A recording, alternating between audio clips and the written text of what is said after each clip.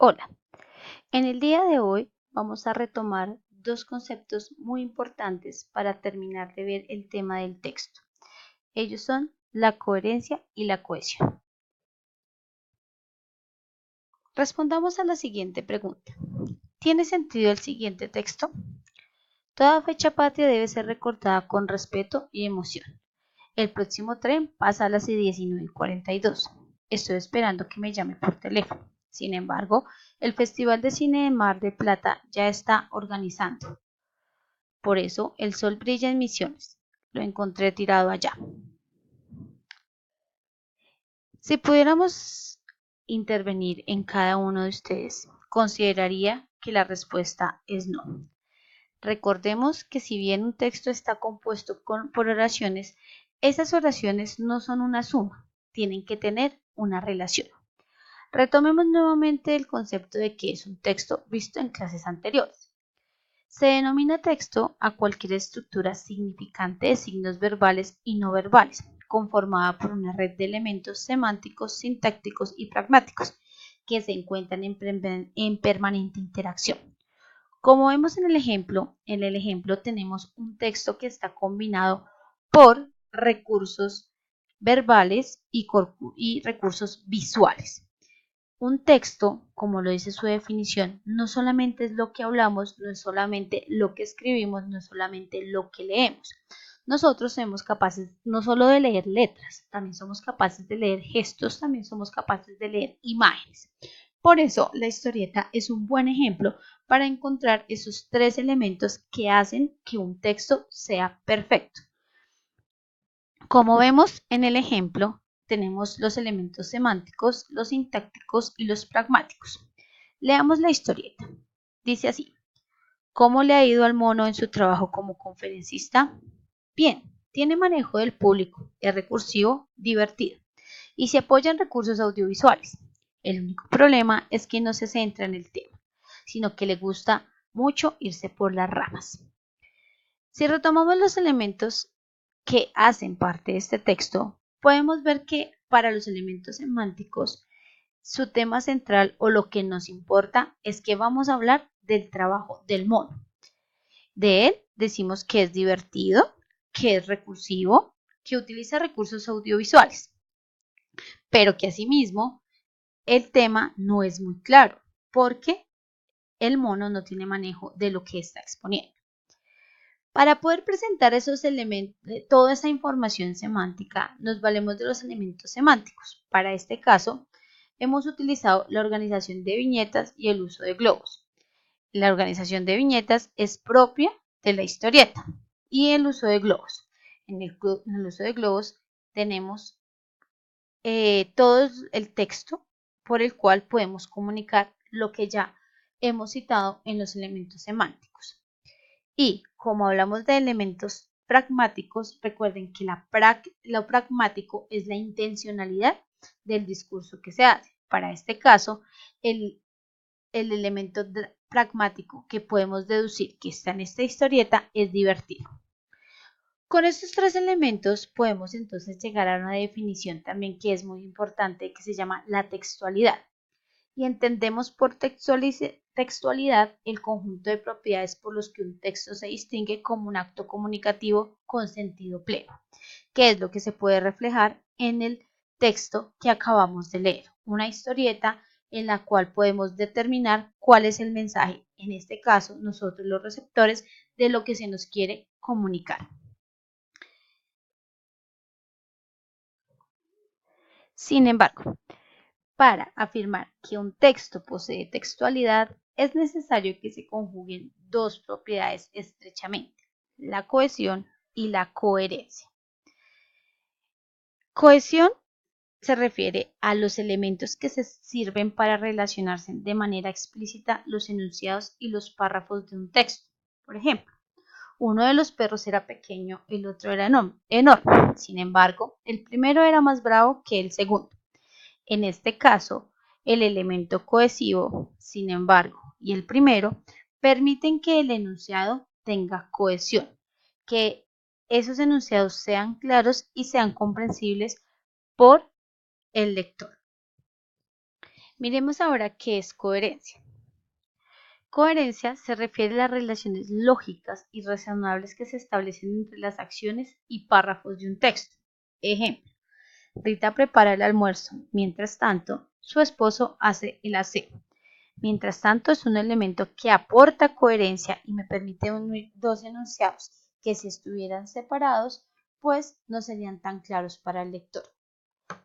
Sin embargo, tomemos otras definiciones para comprender el significado o el concepto de estas dos palabras.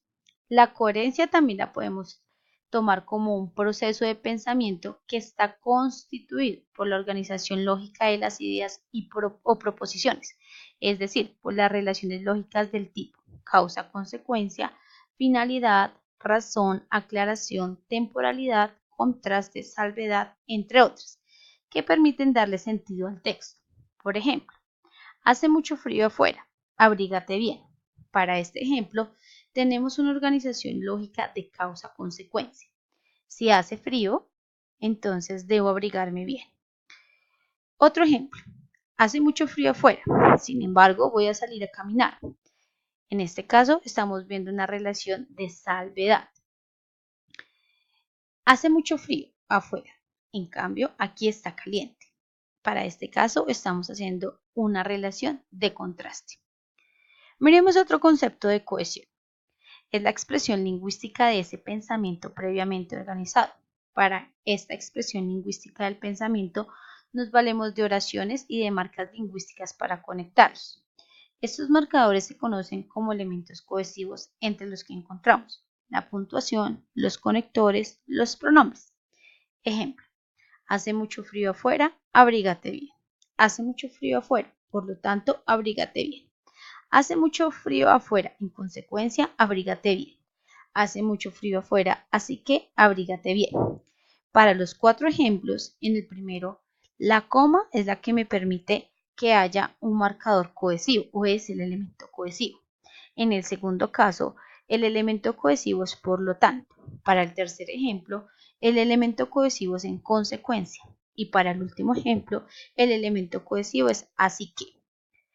Usualmente coherencia y cohesión tienden a confundirse, por eso es preciso que establezcamos la distinción entre estos dos conceptos.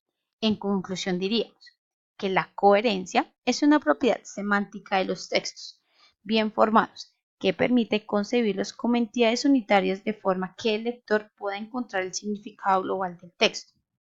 Cohesión, por su lado, es la propiedad sintáctica responsable de que un texto no presente repeticiones innecesarias y que no resulte confuso para el receptor.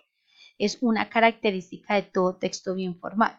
Ayuda a que las oraciones estén conectadas entre sí mediante diversos procedimientos. Veamos otro concepto de cohesión de acuerdo al material que hemos dejado en clase. Hemos visto entonces que el texto es una unidad semántica constituida por dos planos, el del contenido y el de la expresión. Como vemos en el texto de la parte inferior, el contenido hace referencia al pensamiento y la expresión hace referencia al lenguaje. Si partimos de este gráfico, entonces podremos decir que la coherencia es la relación lógica de las ideas, mientras que la cohesión es la expresión de la relación lógica por medio de elementos lingüísticos, de signos de puntuación o de ambos.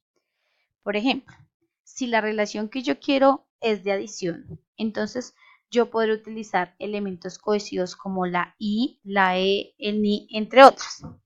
Pero si por el contrario lo que quiero es dar una relación de oposición, entonces emplearé palabras como pero, sin embargo, obstante, entre otras. Pero si es el caso de una relación de exclusión, tendré que utilizar palabras como la o la u. Si necesito una relación de causa, podría emplear palabras como por qué, puesto que, sino tal que, siempre que, luego por consiguiente, por tanto. Y si necesito una relación de explicación, podría utilizar palabras como es decir, esto es, a saber, entre otras. Son muchos los elementos cohesivos que existen en la lengua española para poder trabajar estos elementos. A continuación empezaremos a ver algunos de ellos. El primer elemento cohesivo que vamos a estudiar el día de hoy se llama la referencia. Mediante este tipo de cohesión se expresa la relación entre un elemento del texto con otro u otros que están presentes en el texto mismo o en el contexto situacional. La referencia textual puede ser de dos clases, exofórica y endofórica. La primera se da cuando un elemento del texto relaciona con elementos de la realidad que no están presentes en el texto, sino en el contexto situacional. Si la relación se da con un referente que aparece en el mismo texto, tenemos la referencia endofórica. Ejemplos de referencia exofórica. Nosotros sentimos la universidad como parte esencial de nuestra vida. Si nos damos cuenta, nosotros y mos, una desinencia verbal, se establecen relaciones con los estamentos universitarios, profesores, alumnos, exalumnos, trabajadores, y aunque no se expresa, se supone que se está hablando en un miembro que pertenece a uno de estos estamentos. Referencia endofórica. El libro sobre la violencia colombiana, que recientemente apareció en el mercado, es un estudio muy completo. En él se analizan todos los factores que intervienen en este fenómeno tan complejo. En este caso, el pronombre personal él hace referencia a un elemento que aparece en el mismo texto, libro sobre la violencia colombiana. Para poder utilizar este elemento de cohesión, la referencia, podemos encontrar diferentes elementos que nos pueden permitir desarrollarla. Entre ellos tenemos personal, demostrativa y comparativa. Cuando hablamos de una clase de referencia personal, podemos hacer uso de los pronombres personales, los pronombres relativos, los pronombres indefinidos, los adjetivos posesivos, los artículos definidos y las desinencias verbales. Recordemos que una desinencia verbal es aquellas terminaciones que al conjugar sobre todos los verbos o al nominalizar una palabra, ella va cambiando dependiendo de la persona y el género o número. Tenemos las clases de referencia. Para eso podemos emplear los pronombres demostrativos y los adverbios. Y por último tenemos la clase de referencia. En ella podemos emplear palabras que nos permitan establecer relaciones comparativas, como por ejemplo el más que, el menos que, el mejor que, tanto como, entre otros. Miremos un ejemplo en el cual hemos visto cohesionado un texto por referencia. Dice, hay tres tipos de trabajo intelectual. Humano, cuya comprensión abre el camino a cualquier estudio de metodología. Ellos son descripción, explicación y predicción de las conductas y fenómenos. A la descripción no puede llamarse la investigación, porque su labor no constituye el verdadero sentido del trabajo científico. Ella es un punto de partida para verdaderas investigaciones. Unos investigadores finalizan aquí su labor, otros la toman como etapa inicial de sus trabajos, y no es menos útil que aquellos que explican o predicen fenómenos, pues ella también aporta datos para la búsqueda de conocimientos nuevos. Como podemos observar en el texto, las palabras que están en negrilla, en este caso, ellos, las, unos, otros, otras, la, es menos que aquellos, ella, están empleando la cohesión por referencia. Cuando dicen ellos son, inmediatamente podemos retomarnos al párrafo anterior o a la frase anterior y deducir que esa palabra ellos está haciendo referencia a los tres tipos de trabajo intelectual humano. Si pasamos a la palabra las, descripción, explicación y predicción de las conductas y fenómenos, nos estamos dando cuenta que las está haciendo referencia a la predicción. Si vamos adelante y vemos unos investigadores, estamos haciendo uso o refiriéndonos no a todos, sino a un grupo específico. Otros la está refiriéndose a esos investigadores. En el caso es menos útil que aquellos, estamos realizando una comparación. Y pues ella, en este caso, ella está haciendo referencia a la investigación o al tipo de trabajo que hemos nombrado inicialmente. A continuación, encontramos una serie de ejercicios en los cuales podremos ejercitar mejor este tipo de